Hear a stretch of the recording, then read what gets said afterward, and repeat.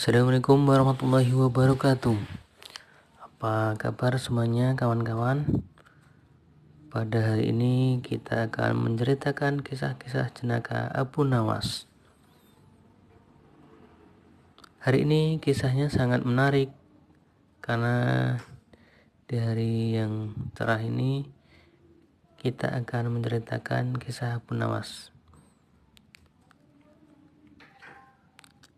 Kisah jenaka Abu Nawas adalah tokoh cerdik semasa Khalifah Harun ar-Rasyid. Nah, di sini banyak ceritanya. Kisah Abu Nawas menjual raja.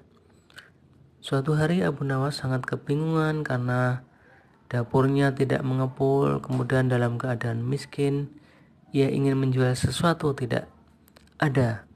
Kemudian ada ide, satu-satunya jalan yang bisa Abu Nawas ambil adalah menjual manusia untuk dijadikan budak. Sebenarnya jika Abu Nawas mau, dia bisa saja menjual teman-temannya. Namun ia tidak tega karena teman-temannya bukan orang kaya, melainkan orang miskin seperti dirinya. Jalan satu-satunya yaitu menjual manusia yang kaya, yaitu bukan temannya, melainkan rajanya sendiri, Harun ar-Rasyid. Menurut Abu Nawas, hanya baginda raja yang pantas untuk dijual. Bukankah selama ini baginda raja selalu mempermainkan dirinya dan menyengsarakan pikirannya? Maka sudah pantasnya bagi Abu Nawas untuk menyusahkan baginda raja.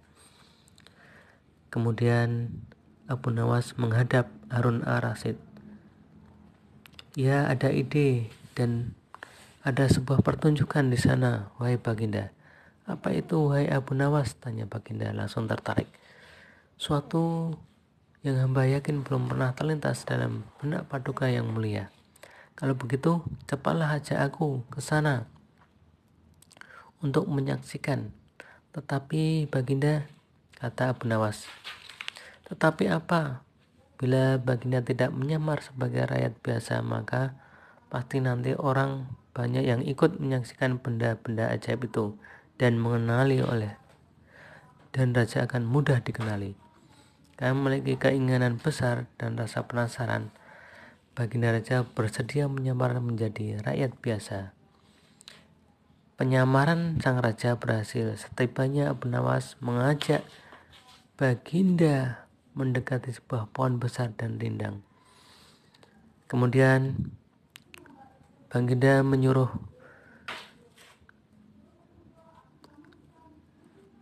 Kemudian Abu Nawas menyuruh baginda untuk menunggu di pohon besar. Lama sekali Abu Nawas tidak muncul-muncul. Ia kemudian bertransaksi kepada Badui untuk menjual baginda raja. Sampai di situ ia sepakat. Kemudian dari kejauhan Badui melihat raja. Ya, cocok.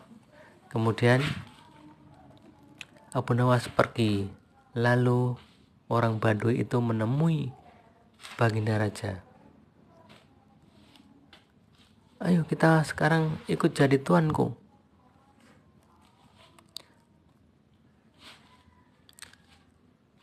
Kata Badui itu, ayo sekarang aku adalah tuanmu. Abu Nawas sudah pergi dan menerima kepingan uang. Baginda raja masih menunggu Abu Nawas. Ternyata sudah pergi dia. Nah, siapa sangka.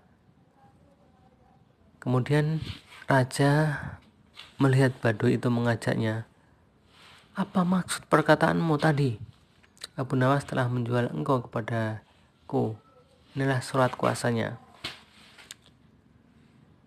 Abu Nawas menjual diriku? Ya, jawab Badui tadi.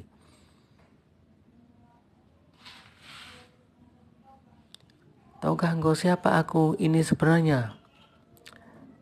Kemudian Badui menjawab, tidak, dan itu tidak perlu, kata pedagang budak seenaknya.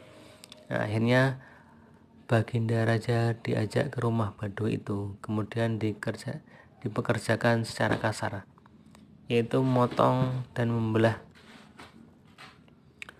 kayu ternyata berkali-kali itu kesulitan, kayunya sulit dibelah.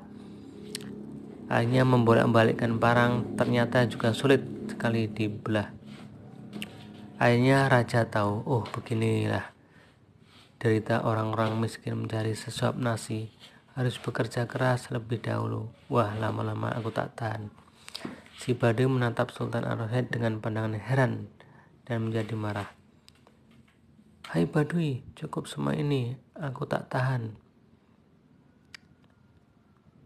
Kemudian lama-lama sang raja Sultan Harun Ar-Rasyid itu membuka penyamarannya. Hai Badui, aku adalah rajamu, Sultan Harun Ar-Rasyid, kata Baginda sambil menunjukkan tanda kerajaan.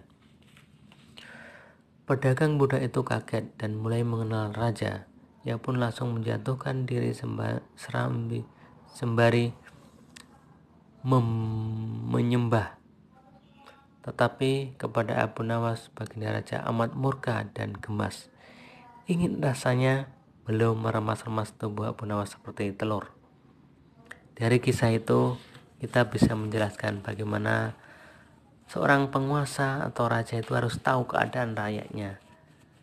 Kemudian kalau rakyatnya itu terasa miskin atau menderita, maka penguasa atau raja atau kalau dalam sekarang adalah presiden harus tahu bagaimana keadaan rakyat sehingga perlu dibantu dengan kesejahteraan rakyatnya. Dan itu harus punya kritikan atau nasihat langsung dari rakyat atau penasihatnya agar tersampaikan. Nah, itulah modal bagaimana seorang raja mampu menyelami kehidupan rakyat, dan rakyat pun bisa tahu bagaimana keadaan rajanya sekarang. Dan kemudian dari hal itu lah muncul bagaimana metode untuk membangun kesejahteraan rakyatnya dari program-program sang raja. Mudah-mudahan itu adalah hikmah yang baik bagi kita. Abu Nawas sebagai seorang yang cerdik itu bisa memfasilitasi ya keadaan-keadaan yang rumit ini untuk raja dan rakyat. Itulah sekelumit cerita tentang Abu Nawas. Mudah-mudahan kita bisa paham dengan keadaan kita mensyukuri apa yang kita telah dapatkan, dan mudah-mudahan kita selalu ikhlas dan bersyukur hidup di negeri Indonesia tercinta. Itu yang bisa disampaikan pada hari ini. Diakhiri, wassalamualaikum warahmatullahi wabarakatuh.